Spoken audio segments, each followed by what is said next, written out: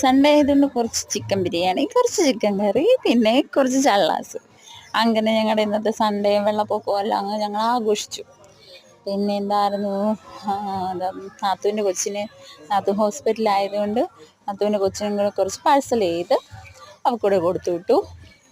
അങ്ങനെ കുറച്ച് രസകരമായിട്ടുള്ള നിമിഷങ്ങൾ നിങ്ങളോട് ഷെയർ ചെയ്യാമെന്ന് വിചാരിച്ച് ഇട്ട വീഡിയോ ആണ്. എൻ്റെ ഹസ്ബൻഡാട്ടോ എല്ലാം എനിക്ക് അരിഞ്ഞൊക്കെ തന്നത്. ചിക്കൻ അരിഞ്ഞു തന്നു, സവോള അരിഞ്ഞു തന്നു, അങ്ങനെ എല്ലാം എനിക്ക് അരിഞ്ഞു തന്നു, എന്നെ ഹെൽപ്പ് ചെയ്തു കേട്ടോ.